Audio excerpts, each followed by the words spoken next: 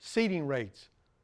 A lot of questions about seeding rates. Most of the companies have went to 140 seed units.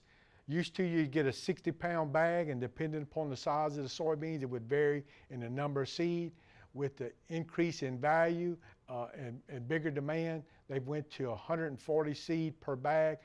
Typically, we'd like to have somewhere between 78 and 120,000 seed per acre. Some people will plant up to that 140. If you're broadcasting or if you're late planting, then we encourage you to increase the seeding rate because of reduced growth of the plant. Then we'll need more plants to compensate for that reduced growth.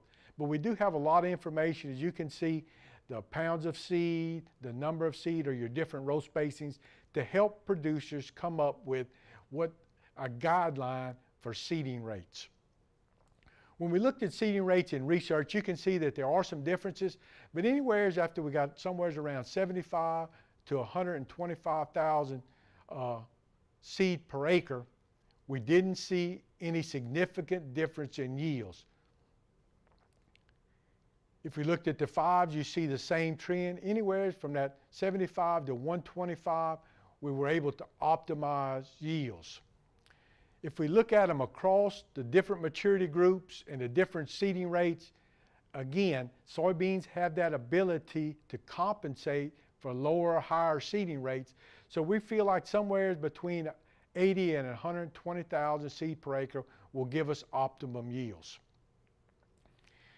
We also look at, as far as the effects on other aspects of soybean production.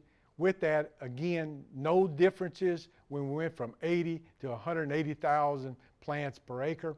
You can see that we had optimized yields, very little differences if we get the right growing conditions. The problems come in when we get poor growing conditions, then seeding rates can have a slight different effect. When we look at other states, they have the same trends in seeding rates. Very little differences in seeding rates and yields from our lower seeding rates to our higher seeding rates.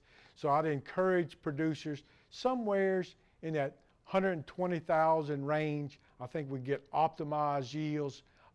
We can go down slightly, but that would depend upon environmental conditions at planting. With the early planting, cool conditions, I would want to stay somewheres around that 120,000 seed per acre.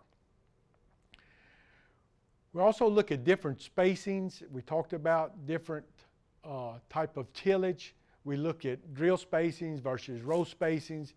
And we saw that we didn't see any differences when we went with narrow rows to large rows with single rows or twin rows on those beds. Now, Mississippi has shown a slight increase in double rows or twin row planting when they got above 30 inches. Below 30 inches, they didn't show any differences. The work that we've done in Louisiana shows that we hadn't really seen any significant differences on any of our different row spacings or drill spacings. And again, we looked at some wide beds versus some narrow beds and looked at different row spacings or drill spacings on those beds, and we didn't see any differences. So in Louisiana, we feel like because of our environmental conditions, we're not getting that significant difference when we look at drill spacings or row spacings. Again, we looked at the information in different years. We saw the same type of information, whether we were on single row 38s or twin row 38s or on different drill spacings on these wide beds. When we looked at planting, we also looked at plants per acre. And we saw that anywhere from about 75,000 to 199,000, we really didn't see any differences in yield as far as our different maturity groups if we got the plant populations somewhere around that 100,000 plants per acre. And typically we'll see somewhere from 75 to 80% plants from our seeding rate.